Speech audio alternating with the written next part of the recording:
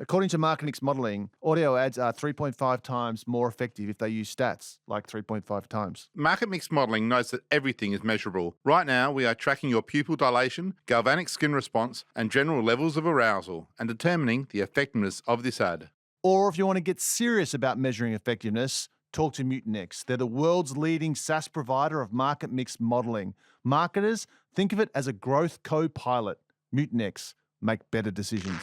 And lovely to see an agency applying creativity to their own brand and creating their own distinctive assets versus just doing it for clients. Tell us about that. Tell me about the process of how you sort of came up with the look and the feel and the... Well, by the way, that it's one thing we have not done enough of is we have not used creativity to solve our own problems in this industry. Right. Yeah, 100%. I think we're all headed to a global management meeting with creatives and strategists and CEOs, and we're going to do plenty of sessions where we're going to creatively attack our challenges instead of living with them.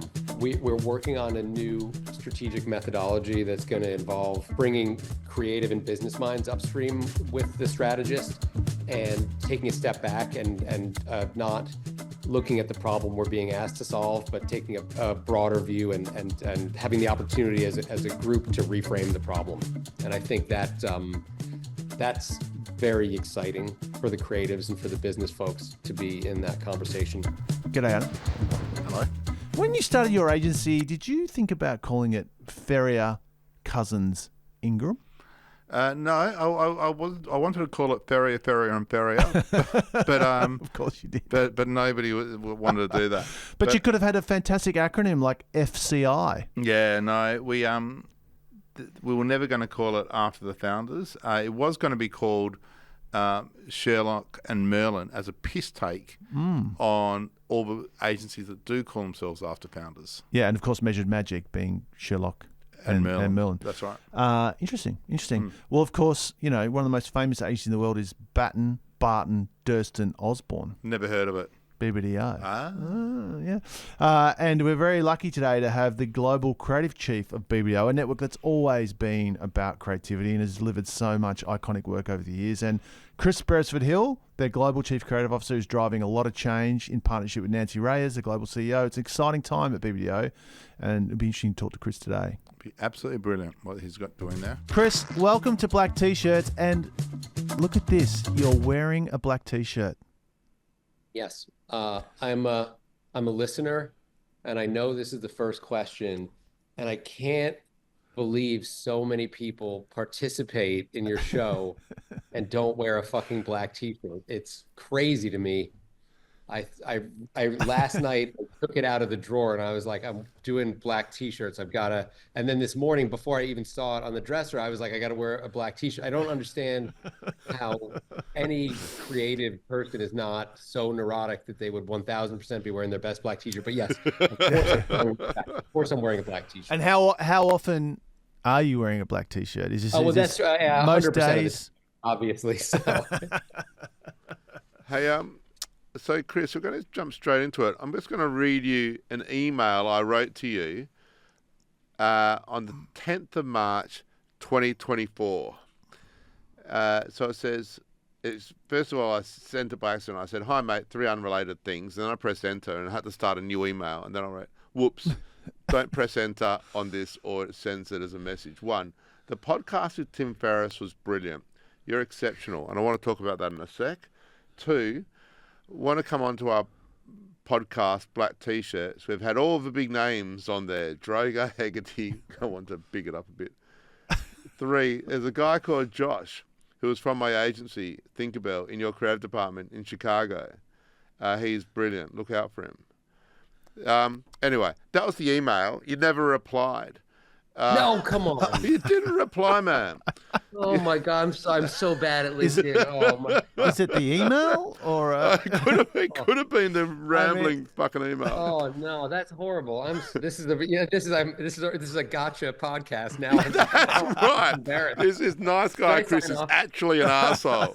Dan, should I sign off right now? Should I just cut my losses? But then on February 23, Chris, now I'd love to ask you on again. Can you please come on? And he wrote back straight away saying, count me in. I've listened and I enjoy it. Email me, so and so. So it's fantastic. It's been a year in the making. what caught my eye about you, I like listening to Tim Ferriss, but you emailed Tim and asked to be on his podcast. And this is going to be a backhanded compliment, but what I loved about that is you don't see a lot of creatives who have real ambition and drive to get themselves out there as opposed to the work. And it's something that just has confounded me a little bit, because I think the more you're out there, the more your work's out there. But I think a lot of creatives haven't got that memo. Can you discuss that a little bit? Sure. I think it's a little bit of who I am. I think one way or other, I'm a pretty good cold caller. And I think in my life, being a little bit precocious has sort of yielded the exciting moments and the big leaps for me. And whether that was as a child, writing letters to my favorite comic book artists, or sneaking into the New York Knicks practice facility, or writing to my favorite musicians, I somehow, it worked. I wound up on the other end of the velvet rope in a lot of those places. And so I very early on learned that taking moonshots in your life and putting yourself out there increases the chance for great things to happen to you. And by the time I made it into an ad agency, I was at Goodby, or as you may call it, Goodby's, for a year. And I was having a beer with a really talented creative. And he was sitting there and he said, it's fun to work on all this stuff, but I really want to work on something like the Emerald Nuts brief. But guys like you and me, we're not getting that. And when I took a drink of my beer, I didn't feel like telling him that I had already gone and sat on the couch of the creative director on it 2 weeks before, and offered my services as an additional resource to him, and willing to work on nights and weekends, and he agreed to it. So I sort of realized, oh wow, not everybody is trying everything they can to do as much as they can. And so you've benefited from that putting yourself out there thing. Do you try to instill that into your team? I don't think I think if everyone was as annoying as I have been in my life, everyone will be bombarded all the time. I think more often than not, when I make an approach, I approach and I offer something. So whether it was to get that Emerald Nuts brief, it was my willingness not to be an extra team on the timesheets, but my promise to work for free on the weekends. If I Did you crack that brief, Chris? Did you crack the Emerald Nuts brief? I did.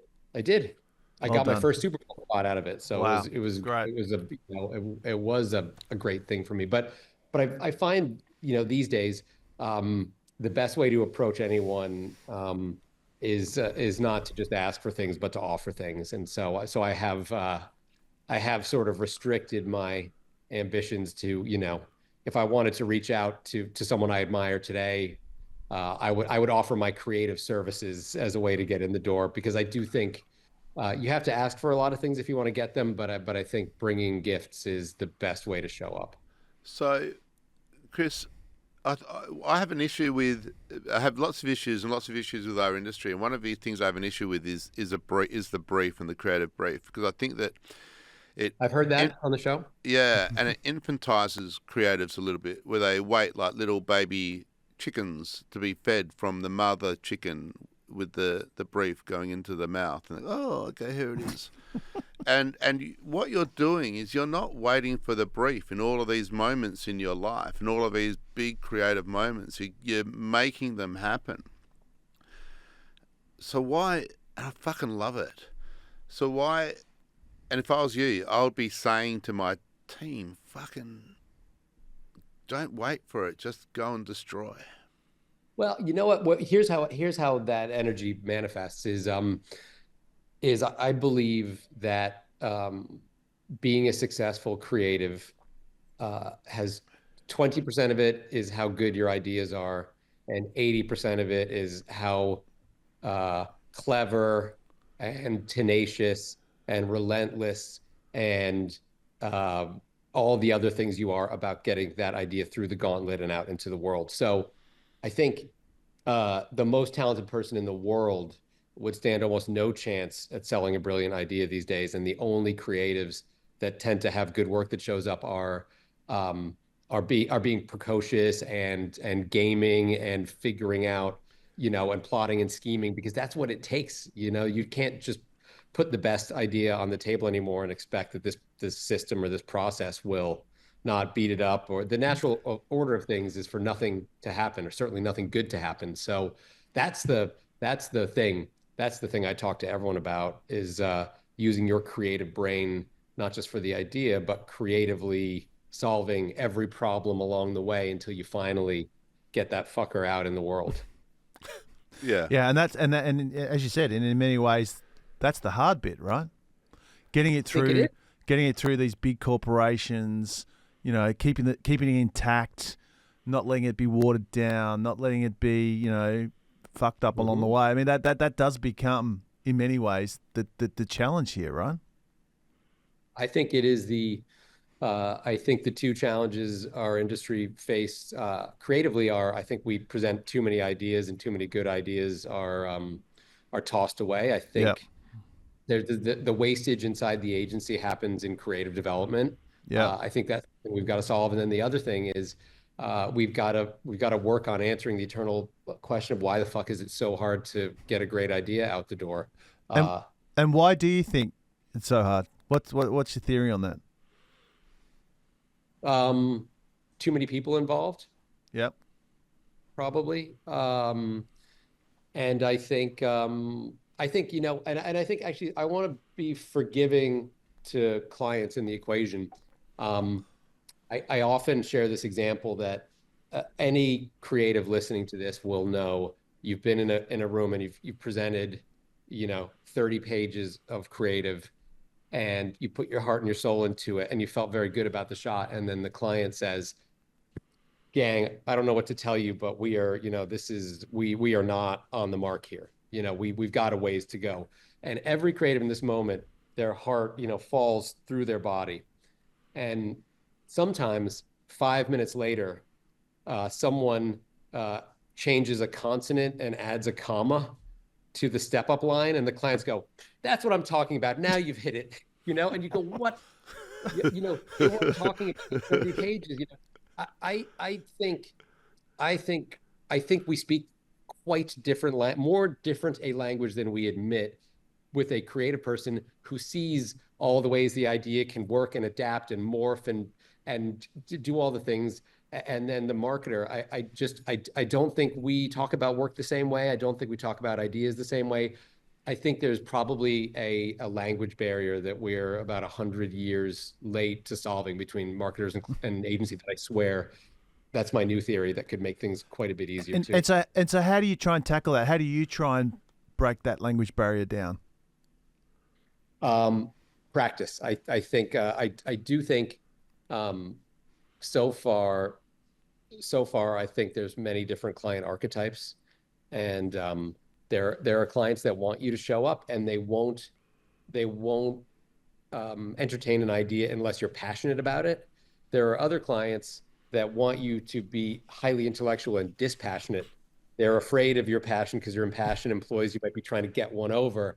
And then there are clients that may need to look at the idea through the lens of the matrix and see the data and the ones and O's. And so I think maybe archetyping your client a little bit and having a way or a set of tools you employ that play to that, could help. But I think I'm just someone who's constantly trying to figure it out and get better at it, and that's probably the honest truth. I wish I'd done something more formal. Yeah, I like the hustle and just trying to work with it. You got and work around it. One of the pieces of work you've done recently is you've repositioned BBDO. BBDO for a long time had a line, the work. which I personally never liked. I've always thought I love it. Adam hates it. I always thought I just hate it. I really didn't like it. But Why didn't you like it? Yes. Because I found it generic. I found it because I found it generic, and I also You're found about to it. say every agency says it, but they don't. And I also found it exclusive. And what I really hate is How so? because I hate it when I hear people in creative agencies say, we're the ones who do the actual work. And the work is very tied to the creative output. And to everything that Mike just said to this point, there is so much more to the creative output than the actual work. And so when you say the work, you're basically saying everyone else, you're superfluous to this process except for the creative department. And I fucking hate it. Interesting. Conversely, I absolutely love Make Big Things. Yeah, same. And as soon as I saw Chris. it, It's great. just wonderful. So do you just want to talk us a little bit about why you think it's good and how you came up with that? And maybe before you do, why you thought you need to move from the work? Is it some of the stuff that Adam was just bringing up, or is it just the need for sort of reinvention and new energy and a new point of view? I think it's Brent. I think it's that. I think that since the first day Nancy and I started going, my partner CEO Nancy Reyes, since the first day we started going and visiting offices and talking to teams together, people kept asking us, "What's your vision?" And we knew we had to listen, we had to understand a little more before we could formulate it. But we knew we had to do some positioning. And yes, and Adam, I actually agree. I love the work for what it is and what it represents. Here, let me. I guess I'll explain where it came from, and I think it addresses your point, Adam. I think fundamentally the thing that Nancy and I most align on, and I think intersect quite well with BBDO at its best is today we feel like a very insecure industry. We've got marketers that are under tremendous pressure to prove the value in every single thing they do, and that pressure has reverberated through the industry, where we've become more service oriented, more cover your bases oriented. Let's create additional products and services because we understand you might not see value in the creative anymore. So let's make this and build that. And we've gotten away from our core competence, and it's been a bit of a mess. But I think Nancy and I believe in BBDO and in the teams that we're fucking great at this, Made of More for Guinness developed out of AMV 10 or 15 years ago. That's a certified $1 billion idea. It created $1 billion of global value in 15 years. Snickers, You're Not You and You're Hungry. I would wager that's a $1 billion idea. Womb Stories, Blood Normal, Never Just a Period, transformed, the feminine care category forever. So this is what we do. And by the way, the people involved in all of those projects are still at BBDO. That's not a bust of a deceased guy. That's the people here. So while we love the work because it was output oriented, and I think it made us less about service and it made us less about strategy. It made us about the work we do. Today, we don't want to sell final assets. Being in the deliverables game is a losing game. Yep. So what we wanted to do was capture the essence and the value of having brilliant creative minds reframe your problem, and bring new strategy and creative thinking to it. And so Big Things is the whole thing. Like you said, Adam, it's not the one team that did the spot. It's kind of a emboldened permission for every BBDOer to take a step back and use our expertise and smarts and not solve the problem that's given to us, but do what we think is right and give the freedom to reframe the problem or solve a different problem or get there a different way, but to holistically make the big thing the whole thing. It also reframes big, right? I also think there's a bit of a thing in the industry of small independent shops. That's where the heat is, and like big is not necessarily a positive thing. I like that you're just embracing it and owning it, and we're big and we do big things and we create big value, and there's just a great confidence in it, which I think is, really awesome. Maybe BBDO could be big do. No, I'm sorry, that was stupid. Barton Batten Durson Osborne, mate. Hey, the other thing too, Chris, it looks awesome, man. I love the look, that what you did with the type. It's really cool, man. Like, it's really, really distinctive and great, and lovely to see an agency applying creativity to their own brand and creating their own distinctive assets versus just doing it for clients. Tell us about that. Tell me about the process of how you sort of come up with the look and the feel and the. Well, by the way, that it's one thing we have not done enough of is we have not used creativity to solve our own problems in this industry. Right. Yeah, 100%. I think we're all headed to a global management meeting with creatives and strategists and CEOs, and we're going to do plenty of sessions where we're going to creatively attack our challenges instead of living with them. But you're doing it now, and it's not just creative. You're doing it strategically. You've given the whole organization a new reason for being.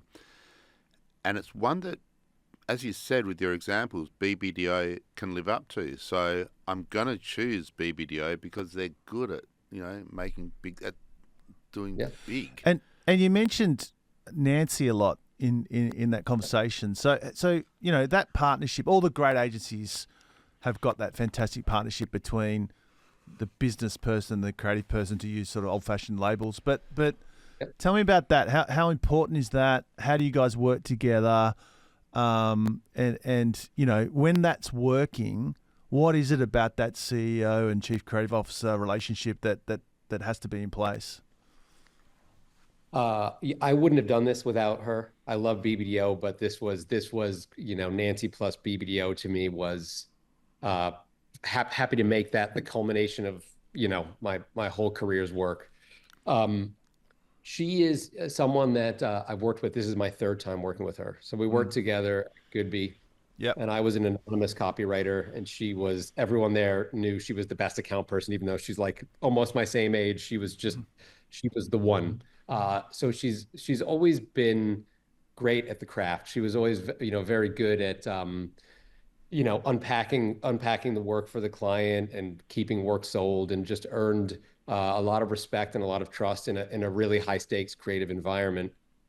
But over time, as I've worked with her, what I most admire is that she's very good at that front facing stuff and the stuff we talk about and celebrate. But the reason why she's the CEO to take BBDO into the future is because she's even more willing to do the really hard stuff, to get in the basement and do the plumbing and the rewiring.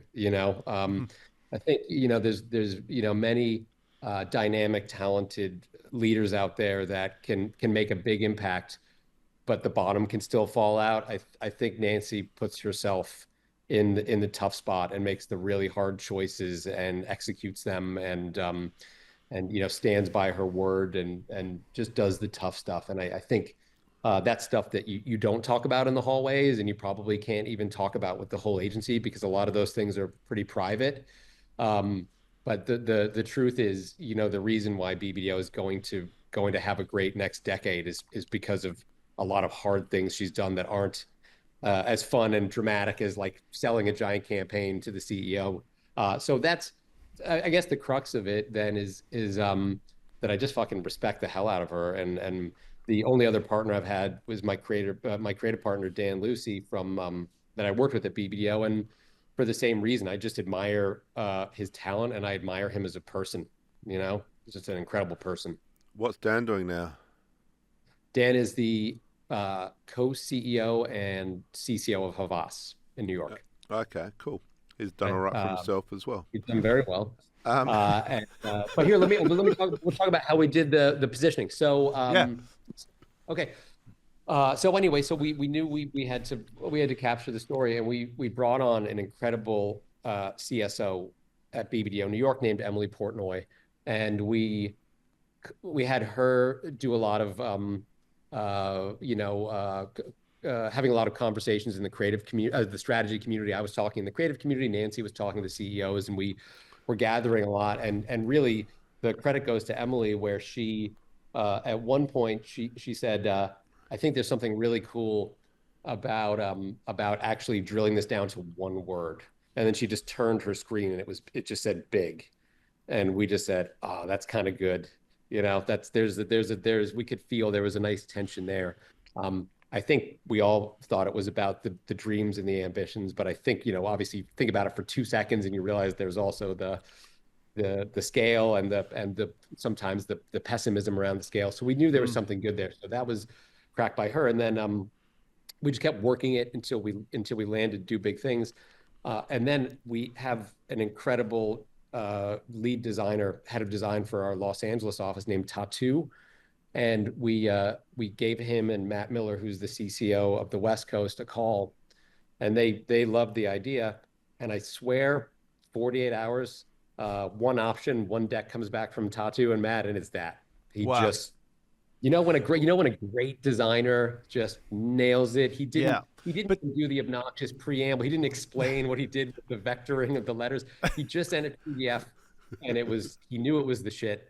And we looked at it and we all went, no notes. So that was that. But to your point earlier about why do we have 10 options and like if it's right, it's right. And there's real conviction in that, right? Like, here it is. Here's the answer, Getting rid of the wastage is, I think, and all the wasted effort on stuff that doesn't see the light of day, I think is a very, very important problem to solve. We have an unofficial tagline in our agency, which is we get it wrong less. So at the very least, we promise to get it wrong less than everybody else. And the promise is a bit more of an efficient kind of process. And this question is a little bit. But I think, can I say one thing though? I just think there's a little bit of a danger for me in inefficient. For me, it's about conviction versus efficient. Am I splitting hairs? Or no, you're not. They're very different things. Go for it, guest. Right, you're the client that wants to see the passion. Now we know you're a client. I'm that archetype. I'm definitely that archetype. Hey, you're the favorite one. You're the favorite one. And I think I was calling it make big things, but it's do big things, right? And so forgive me for saying that. Brent, you know the reason why I'd make a crap CMO? Risk and compliance meetings? Apart from that, it's really, really complicated, and it can also be incredibly slow and tough. For example, how do you decide how much money to put into brand spending? Yeah, it's a big decision. And I think we've seen a lot of marketers be really addicted to the drug of performance marketing, which gives you an immediate payback. But I think you really want to be understanding the long-term benefits of brand. You need to measure that over time, and you need to also understand that if you start trading off, spending more on brand, less on performance, you need to know straight away, is that working? Is it delivering? And so you need some sort of model to do that. Without a model, I don't know how you'd even start. Such as what? Well, Mutinex. It's the best one out there. It's the best one out there, man. It's SaaS-based. It's really one of the most cutting-edge marketing mix models you can get. And if you have got hard questions that you're trying to confront as a marketer, I would thoroughly recommend a tool like Mutinex. They're also the sponsor of this show, right? Yes. Excellent. Do you have a process? How does that change your process? And I don't imagine it does yet. I'm guessing at the moment you've got a vision, you've got a new way of talking about things, and that's going to flow through everything. But has it changed your process for creative output yet already? It will. We're working on a new strategic methodology that's going to involve bringing creative and business minds upstream with the strategist, and taking a step back and not looking at the problem we're being asked to solve, but taking a broader view and having the opportunity as a group to reframe the problem. And I think that that's very exciting for the creatives and for the business folks to be in that conversation. And then I think as it goes with creative development, we'll continue talking about how we can, how we could change what we do. But I think already, and we've been soft launching this internally and testing it. And I'd say we could landed this about 6 months ago, but we wanted to really make sure it was feeling right with everyone in every office, every market could put their spin on it and live into it and frame it in a way for themselves. And I think that, when I worked at TBWA Chiat Day, TBWA in the States was always, had the Jolly Roger, had the pirate flag. And I remember when I went and took a job there, I had drinks with Mark Filio, who was for a period of time the CCO of Chiat New York. And he said to me that the awesome thing about working at Chiat is that is the pirate thing. And you can just blow up a fucking meeting and you can just do some crazy shit under the auspice of being a pirate. And that is something, don't do it every day, but you can do that. And I remembered that, and there was instances. And so I think for me, for BBDO right now, if we're all aligned that we're here to do big things, that gives anyone, and in particular, it gives creatives the opportunity to take a step back.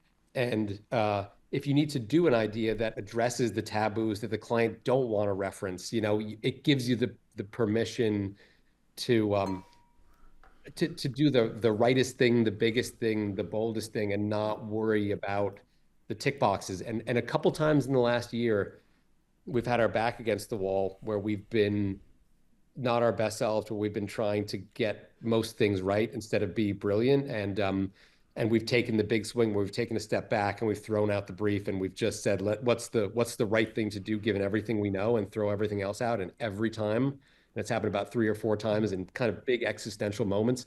And that's the moments we've persevered. So I think, I don't know, how to capture that, but I feel like when we stop pleasing and we start really unleashing, good things happen. And yeah, so maybe I will ask you to just drill down on that a little bit more. If you do have people in your department who want to have better ideas or bigger ideas or more creative ideas, and not that anybody would say, "Oh, I want to do that." Like, it's a pretty soft conversation. But how do you help people do what they do better? What advice would you give them? Ooh, it's hard, one thing I know is that nobody thinks they have bad taste. So few people would make it into the creative department and be so vulnerable as to say, how can I do bigger or better ideas? But I think you can recognize when someone is playing far enough inside of the boundaries that whatever they do, if they do it expertly, it's probably going to live no matter what in the who gives a shit, no one's going to care world. So I think there's probably a very easy exercise of finding people that are playing it safe and encouraging them to bring things that they think are on the edge of or beyond the line of what's possible or doable or achievable, and get people stretching. Because how do you do that? How do you do that? So have that conversation, that exact conversation. Say, this stuff is really good. It's really responsible. And in a world where paid media is the answer, you could sit someone down and put this in front of them and it's going to work.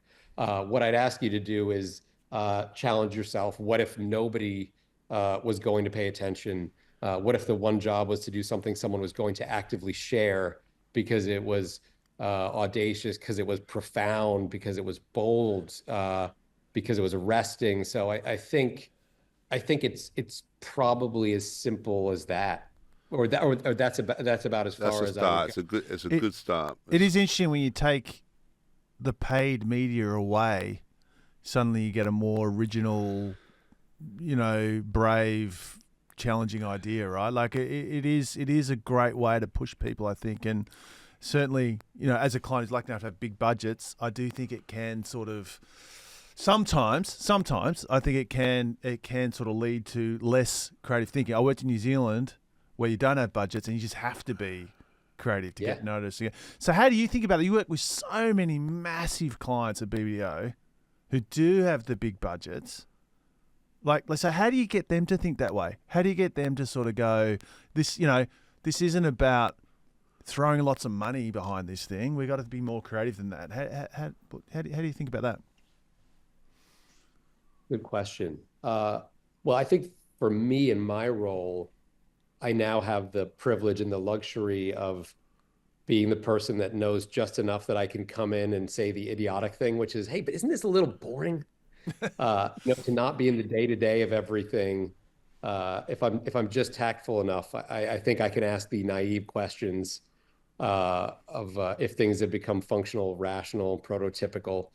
Um, but I also think the best way to do it in a network or in a big office is to find the places where you can get there with the key client and promote the hell out of that work. And all of a sudden, we just reignited our relationship with Pepsi out of New York, and we've taken a very bold positioning.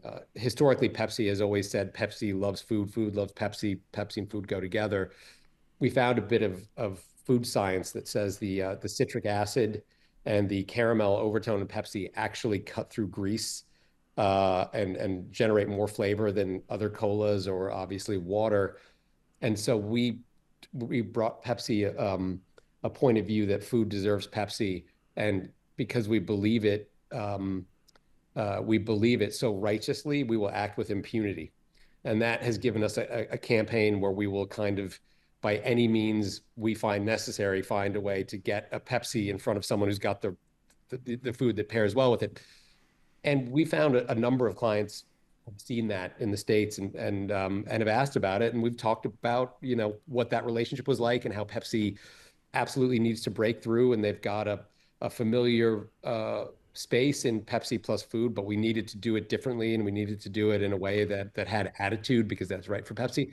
So I think finding areas where that kind of client agency, where that magic is happening, and then talking to other clients about it, or the best case, we've had other clients ask us, can we do something like that for them? But I think it's making a big show of that and just leading with those examples. That may be a very obvious answer. No, but I like these creating a sense of urgency around that mission. So it's not just pairing Pepsi with food.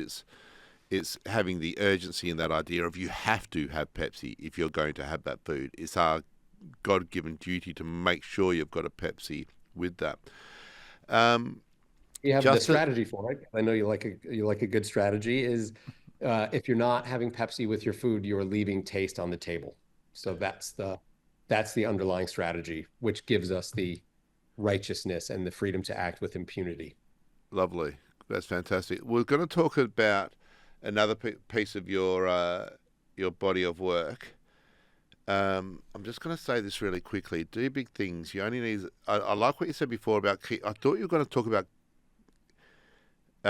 getting the right people to think about things as well, and only having a small, little team.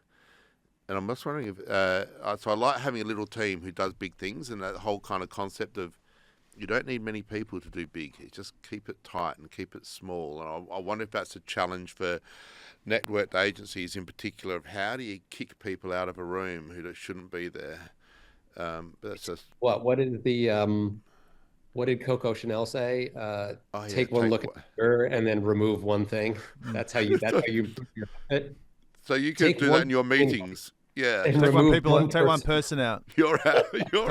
We use the old taxi thing. In certain meetings you can only have a taxi. There's other meetings you need the bus, right? When you've got the idea and now we're rolling it out in every channel. We need all the teams involved. But I think that idea of like, if we're really talking about an idea and it's ideas are fragile things, as you know, then you can't have more than a taxi from the client in the room, or it's just too many people and too many voices, and 100%. And by the way, I think the same inside the agency. And I don't, we have to be, and we want to be massively inclusive environments, but I think we never want to be committees. And I worked at an agency once that had that favored giant teams kind of swarming in. And I saw what happens, and it's everyone comes in, something happens, and then everyone disappears, and you can't sustain an army. And furthermore, I started researching, because I do believe small teams are how you win big. And Nancy does too. And when we've worked together, we've always found these small squads would generate tons of energy. And what it did is it inspired other small squads. And then you could have an actual culture where there's lots of pods of teams, doing great things together. But I started researching, when you put too many, for example, creatives on something, the bystander effect happens, which is first of all, most obviously, you think if there's 5 teams on it, my chances of selling it best are 20%. But furthermore, if you're busy and you don't love your odds, the assumption is that someone else will solve it. Therefore, I have no responsibility. Yeah. And when you put smaller teams together, everyone has a line of sight into what each other's doing, and there's a feeling of responsibility and accountability that is so highly motivating, and it attracts the talented people. And that's how you find your clusters of 6 talented people here, 6 talented people there doing things. And if people can't get with that, they may not be fit to run with the overall squad. You've recently done one of the most award-winning pieces of work, and I assume most effective piece of work in the last year or so, which is for CeraV. And using a celebrity called, which wasn't at BBDO. We should just point out. That's right. That was in Chris's previous role. That was at Chris's previous role at Ogilvy. Anyway, okay. Yeah. And so we are going to talk about that. Is that all right to talk about that? Yeah, of course it's okay. Of course. And it used a celebrity called Michael Cera. And so the product's called CeraV. Good bit. Do you just want to describe that idea first, and maybe how you came up with it, and then we're going to do a little surprise for you. So, by the way, my favorite thing, I was talking to a friend. We that last year at Ogilvy, we had I think 3 Super Bowl campaigns, and the Cera thing, we did it as a skunk works. It was a very small group, and I as much as I would like to win an award, and as much as I would like to have the big marketing results, my deep dark secret is I basically play for 5 friends in the industry who I believe have the highest snobbiest taste, and who I desperately want to text me. And I won't reveal those names. You probably know some of those people, but I basically, my whole creative identity is to get any number of those people. So the whole Cera thing, I was doing that so that so that Dave Kolbas or Rick Grimm would say, I like that Cera thing. That was that.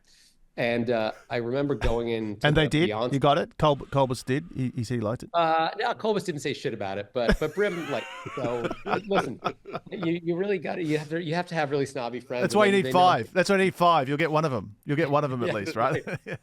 Exactly. But I remember, going and stopping into the Beyonce edit and saying, "Holy shit, this is Beyonce. It's unannounced. She's making fun of herself. No one will see this coming for a company like Verizon." And then I remember showing someone in the edit on the phone the rough cut of Michael Cera, and I remember almost apologizing for it and be like, "This is just a silly thing we're doing." But I think that's why this project, why I don't get tired talking about it, and why I love it, is because it was really, for a small group of us, it was really for our own amusement. And those kind of ideas, when those ideas are successful, it's the most soul satisfying. And the way we came up with it, I like talking about this too. It was pretty much conceived and at the core baked in, I would say, about 45 seconds.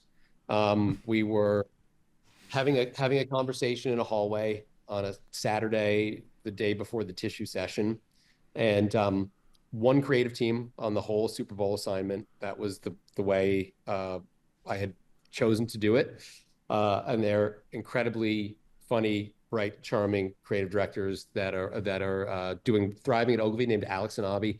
And we were sitting there, and I was telling the new business team what the ideas were.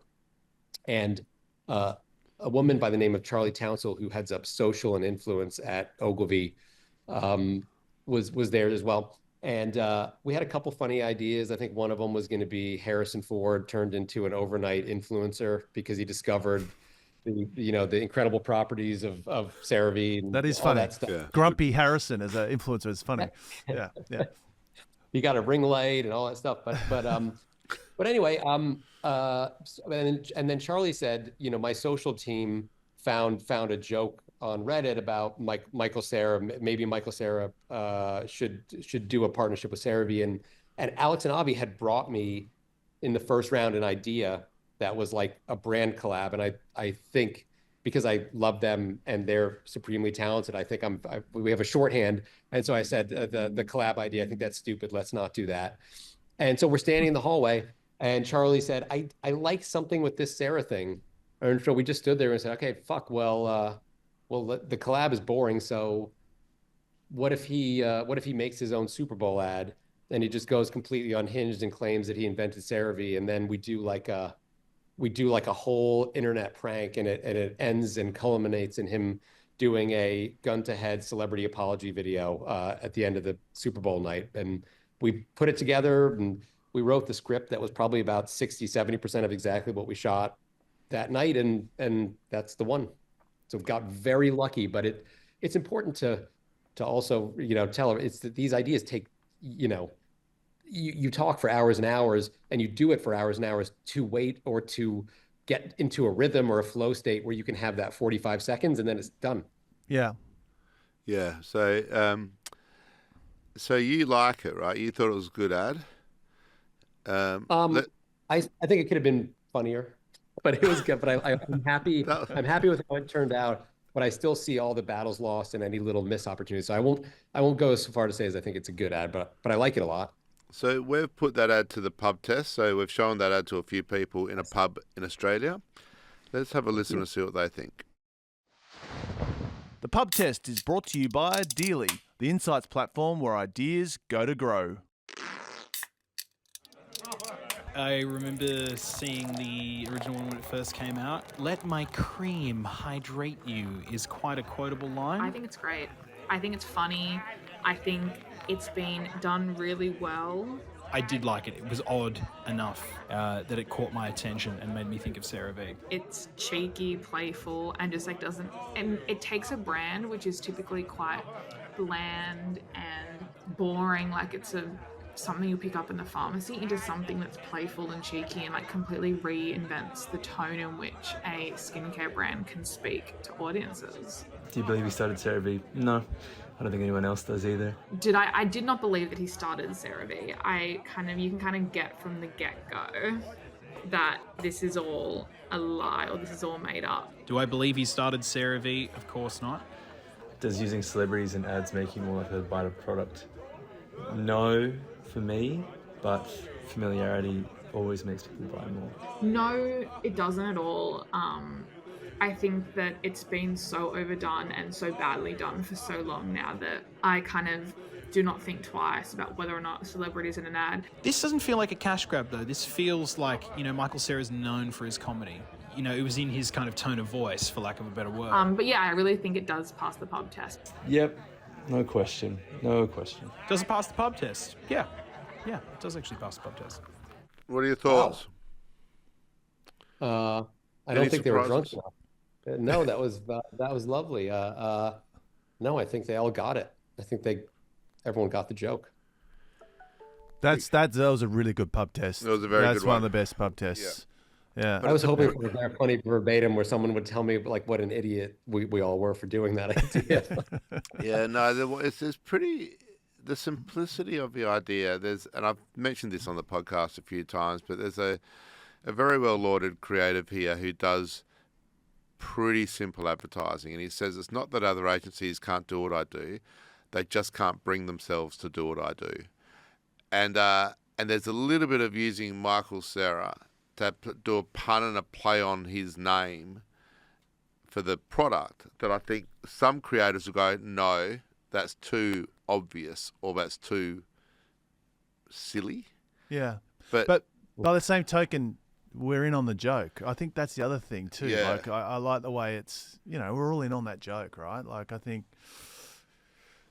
I think there's there is, with humor in particular, it does come down to taste, and there's a way to do that in a cringy way, Yeah. and then in a way where the secret to comedy is that the main character in a comedy must not know they are doing anything funny. They must be dead serious about their life, their station in life, and without that, it will never be funny. And I think And do you think that's a rule that holds for all comedy? I think it's always been, I suppose, part of everything I like in my own approach to things. I think when the actors or your characters are in on the joke, I think it always feels very amateurish. I think the real comedy has to be on the viewer, to contextualize what's happening, as absurd versus the character. So much of that idea was the dissemination of that idea through Reddit and socials and all the kind of playfulness that came to life in. How much of that creative process do you get involved in, or do you leave that up to other people, or is that another department, or do you think of the whole thing together as an ecosystem? We are pulling this whole conversation together beautifully here. I when I can, or when there's a piece of work that I feel personally accountable for, I'm all over it. I think most creatives would be the same. And when we talk about how difficult it is to get anything out the door, and how you've got to take on more responsibility than just being an artist, you've got to be the salesperson and the hustler and the policeman or woman. The original social construct was that Michael would open a Twitter account and he would put all of his propaganda out, and that was going to be how we did it. And we were off to the races as we were doing it. And I had been speaking with Michael's agent named Willie in Los Angeles frequently. And we had a contract going out that we were all in agreement, and the contract was to be signed. And the contract, our social team specified that Michael should deliver 100 social videos. And I managed to flag that before it went out, because I felt for someone like Michael, that's from participating in a really fun idea to something that feels whatever. So we reduced the amount of social deliverables, and we got going. And then when I talked to Willie about the Twitter thing, he said, well, Michael will never do a Twitter account. And I said, come again? And he said, well, Michael doesn't do social media. He doesn't believe in it. He just had a daughter, and he's very conscious. He does not want to participate. And honestly, gents, I said, fuck, because we had a great client, but the client that had sold this up through the entire L'Oreal organization had promised the most innovative, social plus TVC Super Bowl campaign ever. And I didn't immediately call the client and tell them this, because I think that would have imploded the whole deal. And so I took a risk, and I sat with it over a weekend. I said, there's got to be a way to figure this out. And I spoke to Willie a few times, and there was just no way he was going to open an account and close an account. It wasn't going to happen. So I called the directors, Tim and Eric, who directed the spot, who have worked with Michael before. And I'd been bringing them into the whole narrative because they were going to help direct all the social content. And we had a Sunday night phone call, and I kind of laid it all out. And we said, well, how do we get Michael to deliver something more, or else this whole thing is going to die and our client's going to get in trouble and whatever. And so we had in the conversation the great idea that we were telling the clients that we were doing a social and influencer campaign. And so we used that language when we code switched, and we used that language when we spoke to L'Oreal. And then when we spoke to Michael and Willie, we never said the word social or influencer. We said internet prank. And we framed to Michael that he was going to fuck with the internet. We didn't explain that he was going to partner with 5 influencers that have a combined reach of 1 billion, and we were going to create a strategically targeted social. That was going to be a mega turnoff to him. And so we played in the middle, and it was scary and dangerous, but that's what it takes to get a great idea out. And we used one language to speak to L'Oreal, and then we coaxed Michael into participating more and more deeply in the social aspect when he got comfortable with the thrill of fucking with people. But if we spoke to him about doing this to get more reach for CeraVe or using influencers, he was going to be so turned off. And it was a really weird 2-week dance until we got to making the assets. That's amazing. If he heard you say that now, or has he heard you say that now, and does he know that that happened in the process, and how would he feel about Well, that? He's not on social media, so. But he might be listening to podcasts. Yeah. Well, I think it, again, is it like Nietzsche says, he has some great quote that it's, He has a why to live can cope nothing- with anyhow.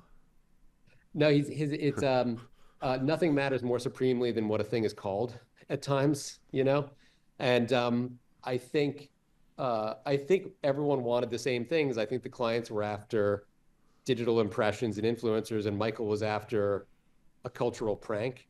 I think those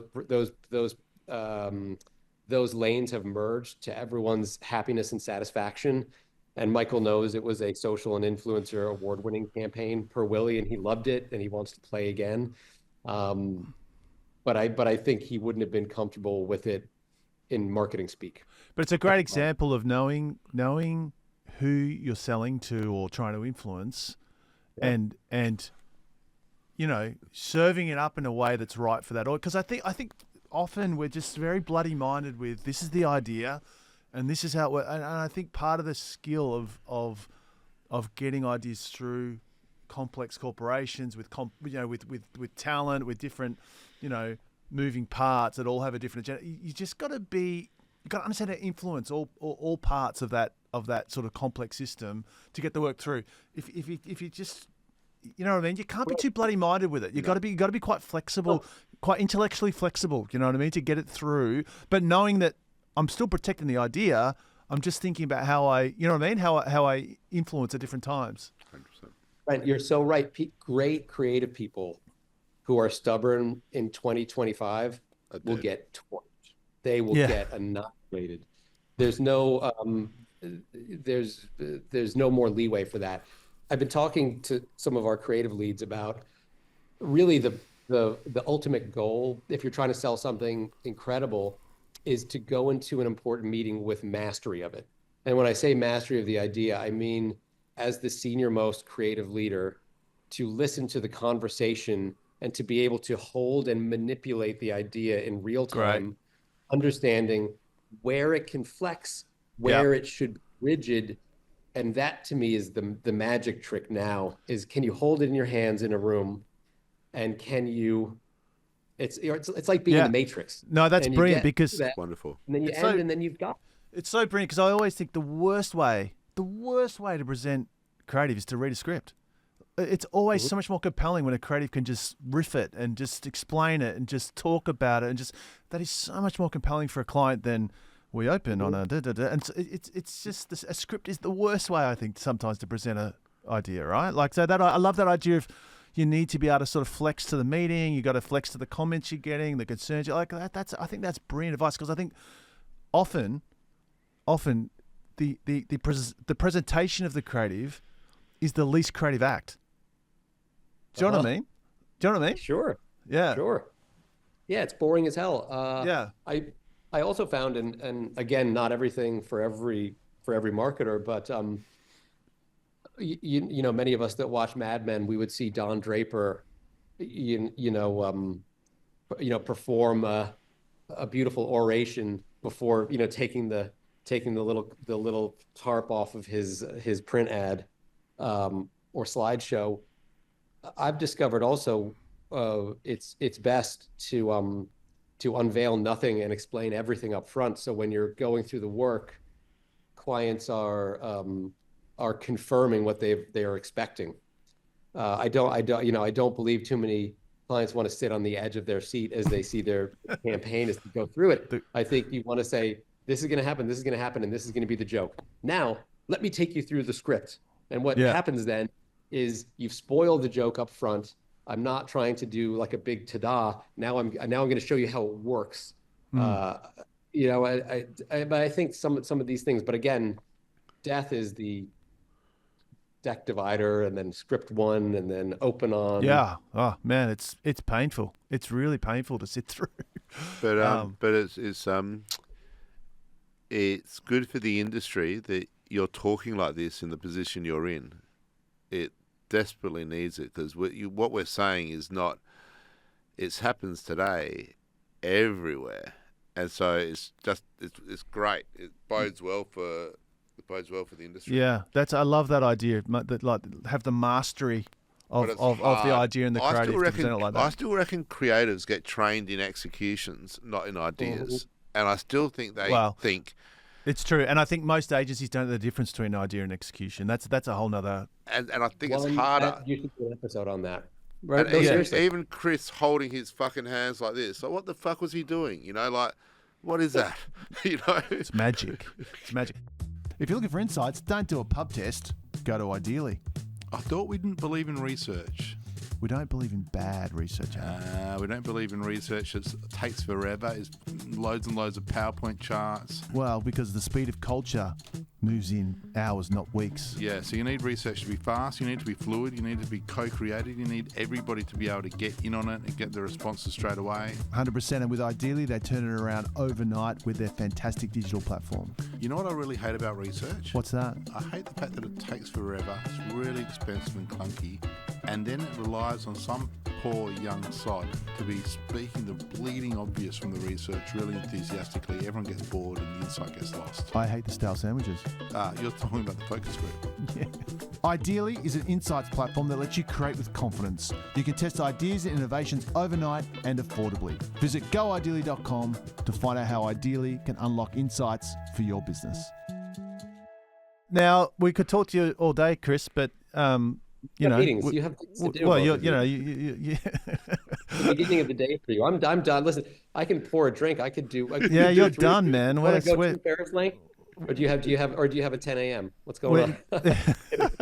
So, mate, we always wrap up the same way, and we ask our guests if you're going to sum up your creative philosophy and put it on the front of a black T-shirt. And it can't say do big things because that's BBDO's creative philosophy. But no, what's your personal creative philosophy that you put on a black T-shirt? I've said it before. I think the best thing about this job is you get to see what's possible. And I think you should constantly be exploring in every opportunity you have what's the greatest thing possible. So I would say see what's possible. Nice. That's a great T-shirt. And if we get our shit together, we'll send one to you in Tribeca, New York, and you can proudly wear it in the streets of New York. Mate, been such a pleasure to talk to you. And I think it's really exciting to see what you're doing with BBDO. I think as a business and an industry, we want BBDO to be great. Yeah. And I think it's fantastic to see what you're doing there. And, mate, best of luck and, great talking to you. Very impressive. We appreciate everyone at BBDO loves when we hear from people like you saying that you root for the agency. It's important. So thank you. Cheers, mate. Be well. At Black T-Shirts, we like ads featuring supermodels. And the most supermodel is the Mutant X market mix model. Picture this, if you will. A little computer with a little algorithm. And inside that algorithm is a market mix modeling program. That's Mutant X. Hello. Or if you want to get serious about measuring effectiveness, talk to Mutant X. They're the world's leading SaaS provider of market mix modeling. Marketers, think of it as a growth co-pilot. Mutant X. Make better decisions. All right, what do you reckon, Brent? I think BBDO's in good hands. Yeah, that's obvious, isn't it? He's a super impressive guy, very articulate, and what strikes me is his maturity in terms of the creative. He's obviously creative enough, but it's all the other stuff around the creative that he's focusing on. And that means the creative ideas will happen because he's focusing on the right things. He's focusing on systems and processes and how ideas happen. He's not obsessing about the work. Yeah. So, well, that's probably a given, isn't it? I mean, you have to obsess about the work and then you need to get work through. And I think he's very focused on how do we get work through these big clients and these corporations. And I just love the confidence. I just love the confidence of a big network agency proudly saying we do big things, proudly saying we do advertising. I think it's great. Well, also, to get rid of the probably the most synonymous tagline with any agency in the world is the work. Yeah. BBDO, and he's got rid of that because it's focusing on exactly what is a given, as you say, and he's doing all the other stuff around it. Do big things. It's a much more inclusive thought, brings everybody in, gets them upstream, leverages a network. Also says to clients what you're going to get. Yeah, it's good. It's really good. And he was also seemed, I was going to say lovely, but also that combination of lovely and a hustler and like a street fighter, in that he would shape shift in front of you to do what needed to be done. And I mean that in a positive sense. I hope he doesn't hear that and think that's negative. But anyway, he was good. Yeah, I liked great. him a lot.